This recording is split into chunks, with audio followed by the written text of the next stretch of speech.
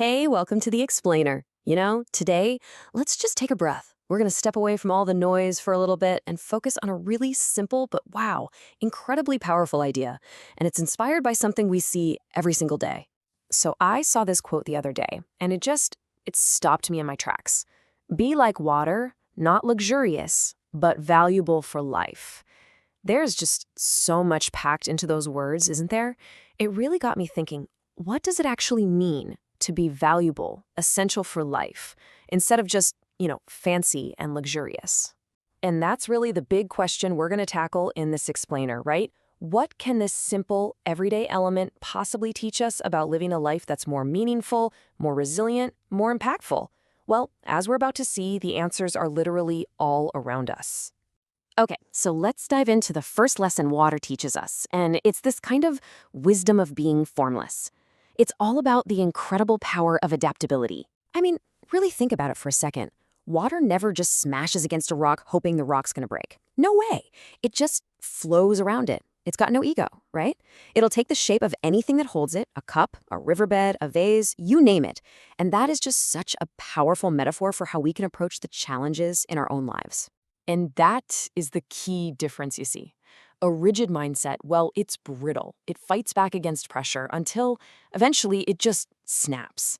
But an adaptable, water-like mindset, it yields, it flows, and it ends up enduring that exact same pressure. It's not about being weak at all. It's about being so flexible that you become, well, unbreakable. But adaptability isn't the whole story, not by a long shot.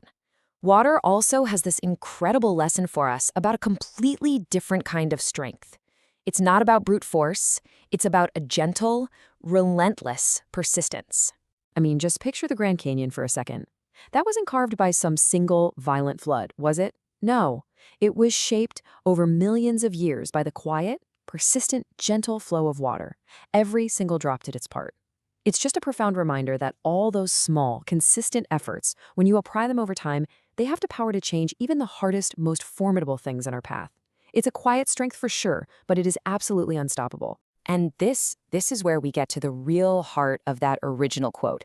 The core truth here is really getting the difference between being essential and just being impressive.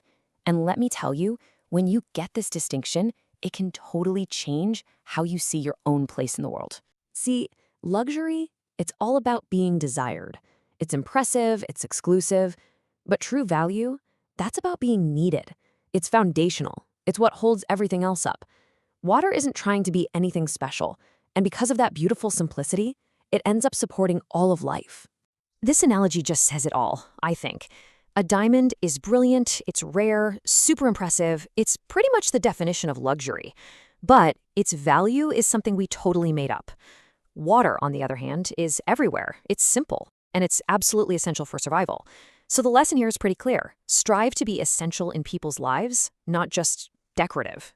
Okay, so this is all great philosophy, but what do we actually do with it? How does this work in the real world? Let's get practical and talk about how to put these ideas into practice, in our day-to-day lives. All right, let's make this real. First up, when you hit a wall, at work, in a personal project, whatever, don't just keep pushing harder. Take a second. Ask yourself, is there a way around this? That's flowing. Next, try to be gentle in your manner but persistent in your spirit. Think about a tough conversation.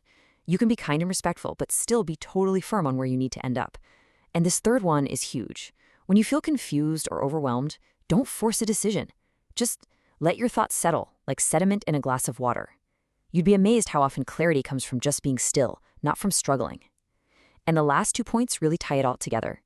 Start trying to be essential to people, not just impressive. And always remember that in this crazy, changing world, your flexibility is your greatest strength. So as we start to wrap this up, I want to leave you with this idea, this reframing. We so often think strength means being like a rock, solid, rigid, unmovable. But maybe true power is in being like water, fluid, adaptable, and, in the end, unstoppable. So here's my question for you. As you go about your day-to-day, your week, take a look at your work, your relationships, the challenges you're facing, and just ask yourself this one simple question. Where is my life asking me to be a little less like a rock and a little more like water?